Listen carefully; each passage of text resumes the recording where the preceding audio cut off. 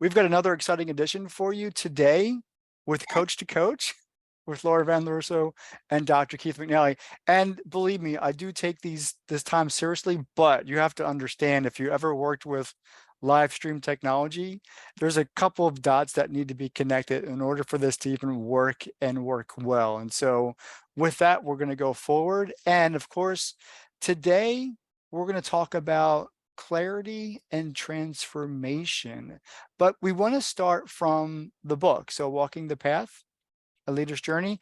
And Laura brought this to my attention yesterday as she's going through the book and she's finishing up chapter 5. And at the end of the chapter, at the end of each chapter, there is a series of reflective questions. And this one happens to start with one of the characters having gone through a transformational process out of necessity, but we know that anybody who walks into a transformation does so at their own peril. And I don't want to sound that this is a dire situation, but there are risks to transform because we often don't like where we're at. And that's why people come to a coach or a consultant, because they know they need to change. They know that something has to change. Yes. But they don't know how to change. And so that's where our job comes in, to clarify that process. Laura? Hi. Let's talk about clarifying that process. Okay. Well, do you want to start with a question or should I just jump in? Jump right in. Okay. Clarifying the process. Well, when we talk about this leadership, becoming a leader, walking into your leadership potential and embracing it, it's a process for everyone. I really, it doesn't matter how many degrees you have, how much traveling, how worldly you are. It's something that we are all faced with, and we all have to be willing to take a risk on at some point. And why is that difficult? Because we're not always aware of how we are presenting ourselves and projecting ourselves to the world, communicating, if you will, who we are to the world. And so the process of becoming a leader sometimes involves, as you say, an outside source, an outside person who can look at you objectively and take note of how you may be presenting yourself and help you to become aware of that and then develop better strategies and better habits so that you can reflect who you really are. Because now, that objective person, like a coach, would be able to help you with that. Yes, I'm sorry. Go right ahead. No, you're good. So I know, based on our talks behind the scenes, that you were a leader in the classroom. You were a classroom instructor. Yes. And that alone, Oh my God. beyond its shadow of a doubt, is probably one of the most difficult. Now people talk about C-suite leaders and, global leaders, but Yes. I don't even want to cuss right now, but by golly, Right. you have to step into some serious shoes to lead a classroom of students. And your classroom of students happen to be in what city? In Brooklyn, New In York. Brooklyn, New York. And so if Right. you talk about a tough city, we're talking about one of the toughest cities in the United States. And so to step into that classroom as a leader of students, how old were your students? Well, they were from 17 to 19 years old. Okay. I mean, I did teach ninth grade, so there was an occasion where I had an occasional 14, 15-year-old group, but mostly I was teaching juniors and seniors who were just about getting ready to walk their own path and to try to figure out their lives and to graduate. And so as that classroom leader, there's a lot of responsibility, not just to teach the content, they have to, whatever fits the core curriculum and whatever that is, right? They're actually growing as people. They're maturing as people. And so not only you are a leader, you're a model, you wear different hats. You may also every be, teacher. what's that? every teacher wears at least 25 hats on a given day. I That's mean, true. you could be their mentor, their coach, their teacher, a leader, a model, maybe even a shoulder to cry on. And that's probably something that you've done on occasion as well. So do you have any of those success stories Mhm. of anything that happened? And you don't have to give away any student's name, but Right. tell us about a success story. Okay, success story.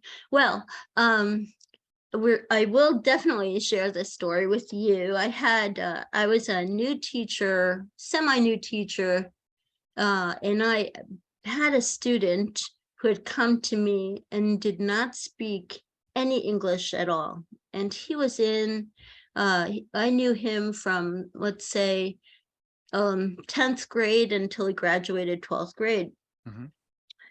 When he came into our classroom, he was very shy and quiet. He did not want to speak, of course. It was not only the language barrier, his body language and his demeanor in general was one of, leave me alone, I'm just here, and I just want to try to figure out what everybody's saying and try to learn. And you fast forward over the period of 2.5 years or so, and he gets ready to graduate. And I tell this story with some embarrassment because he is the person that deserves the most credit. It's not necessarily me, but an accomplishment was in terms of him walking into his leadership role. He went from speaking zero English and sitting in the corner of the classroom to becoming the class valedictorian, standing up and giving a speech. And consequently, he thanked me. He singled me out, and I did not know he was going to do that. And I am truly, believe it or not, as much as I help people with their communication skills, I am truly an introvert in my nature. I don't mind helping, but the idea of getting that pinpointed attention is something that, even though I'm good at it, I still, it's not comfortable. So when my student, said, this thank you goes to my teacher, Miss LaRusso, I was very shocked and very happy and very grateful. But what it was about for him was coming to a new country, a new culture, not speaking the language, and having to go through all of that adjustment at such a young age to only later become a leader, to graduate as the valedictorian of his class. So So, that's a small story. but can we talk about some of the pieces that you kind of left behind? I know you wanted to tell a long story short, but Mhm. there are, you left out the whole transformation. We just know him from being shy to being valedictorian. Right. Along the way, you had to do some miracle work or something. Can you identify some of the pivotal moments of your leadership that helped Mhm. guide him along? Okay. Well, first, I'd like to say that, yes, indeed, I certainly bring leadership training to anyone that I work with. Even now, I have more than 10 years of experience training adult professionals and also working in the adult continuing ed classroom. But back then, the leadership strategies that I offered my students were to provide them with role models that they may not have heard of or met before, because I thought that, number one, it's very important when you're trying to get a person, student, a younger student, or an established professional adult to see themselves as a future leader, they have to see what other leaders have done.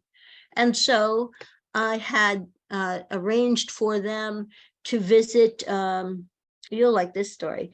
I arranged for a class trip, right, to the Brooklyn Museum of Art. And why I did that was because we were collaborating with a nonprofit organization that helped these students express themselves through art. It was sort of art therapy for them. And a lot of emotions came out of that for them, both positive and frustrations for them, but they felt supported and they looked forward to these weekly art sessions that they had.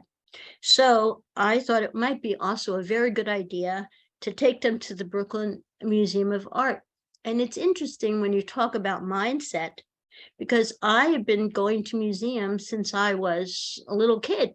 I mean, just quickly, a backstory for me is my parents were both professional dancers. My mother danced, she played the lead role as a young girl of Clara in the Nutcracker Suite. So I come from all these artists. So for me, going to the museum was no big deal. And I had a student who was particularly gifted, not this one student, not the one that we're referring to, but another.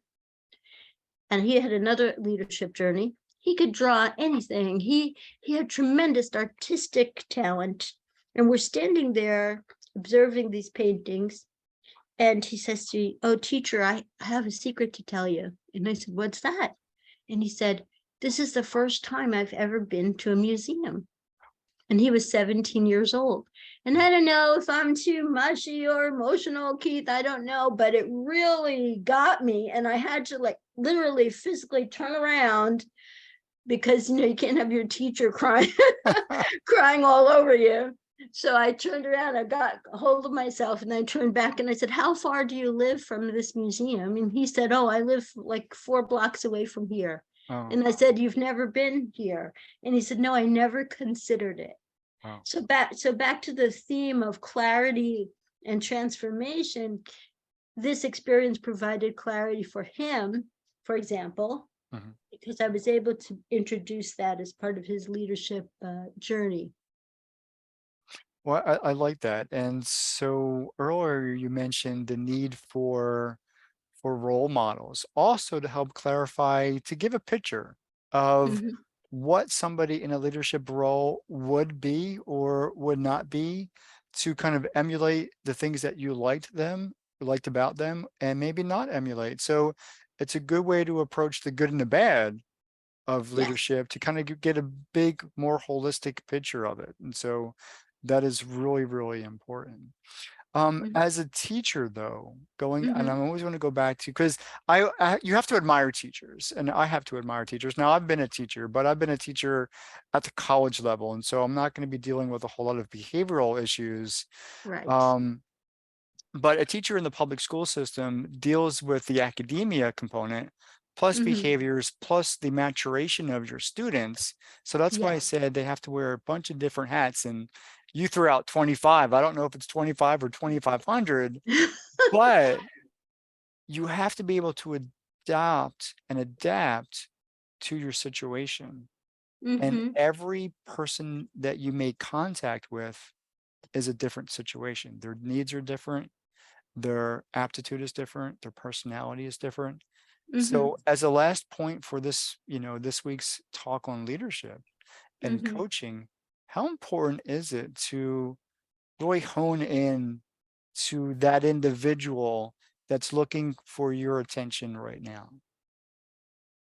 Well, if you are, and again, this work in the secondary school, I'm happy to talk about it, but it's it sort of was my path toward my own leadership as a now coach for professionals Mhm. who speak English as a second language. But if you want the backstory, the way uh, the way that you provide individual attention in the classroom at that young, immature level is to breathe and to, believe it or not, just breathe and take a moment to observe these students, have that one-on-one conversation time, schedule it in, try to find out what their interests are, try to find out what is stressing them. Now, I'm not the social worker in the school, but I can tell if a kid is not eaten, for example. Mm. And so if kids are coming to my class hungry, I always kept food for them, snacks. And of course, this can be manipulated. Kids would use this as an excuse to not get to work. And so, as I mentioned, you were in the military. And so I became very much like that. I would say, there's a table in the corner here, and I know that you're hungry and tired because maybe you had to take care of your siblings while your mom went off to work or something, but you have like 5 minutes to eat that granola bar and that's it. And you can't move from that table. That's the only table that you can eat at. And once you're Right. done, we can get to work. In terms of the instruction itself, educators refer to this as differentiated instruction.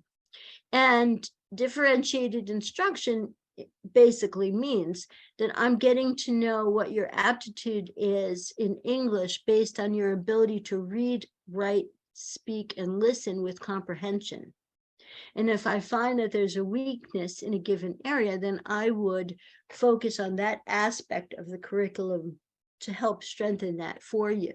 Mhm. That's really difficult. For me, it was difficult to do in the secondary classroom. It wasn't that I couldn't do it or I didn't do it. I did it with success. However, it is one of the reasons that I decided to move into adult education, because as much as I really did like those working with those young minds and young adults, and as much as I mentioned to you in private conversation, I couldn't get a private lunch or anything. They would just follow me all over the building, and they knew when I was serious, but they also felt very comfortable and safe in my classroom. And so, even though all that happened, I felt that as a professional, I needed to move on to the next level. I needed to have students who were not going to school because they were forced to, because that's what we all are. At a certain age, we just have to go, whether we want to or not, and move on to another level of students that wanted to be there for their own personal development and their own personal gain. Well, I appreciate that. And I think everything that you gained from the experiences as a teacher of any level, you bring with you today. So you could Thank you. understand how to identify a person's basic needs, or when those person's basic needs are not being met, and then move up to, Maslow's hierarchy of needs, psychology, their psychological needs, and all of those other things until they reach that component of self-actualization, when they Sorry. experience the aha moment, like that young man did. He reaches that aha moment that Mhm. I'm not that person Right. anymore, and I could still grow into something different. So that's, I Yes. think, I think that's, Laura, that's your power. That's your superpower, Thank is you. is I bringing embrace people it. is bringing people through that transformation, regardless of how long, because you're going to step in and dedicate yourself to being that guide in transforming others. I like how in your book there's a line at the end of chapter 5 that says something to the effect, I'm paraphrasing, forgive me, but it's getting ready to live a new life, Mm. right? There's this idea of moving on into a new life. And when we talk about your leadership path, that is part of your process. So for the first student we discussed, the idea was he moved from being a shy, quiet individual, and he's still very quiet and reserved, but he was confident through the process, became confident of his abilities to the point where he was comfortable enough to stand up in front of the whole English communication coach, in front of the whole auditorium, Cool.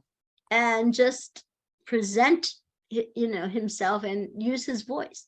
For the second student example, the future artist, who I always try to find out what's going on with him, because I just feel that he's going to be famous.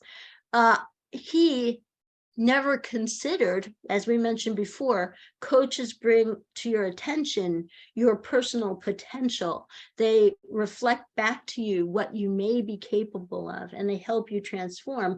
He had that experience maybe in a small way when he went with me on this trip, right, to the museum, and he only lived 4 or 5 blocks from the museum, never considered even going there, and went there and was amazed at the artwork that he saw and made a connection.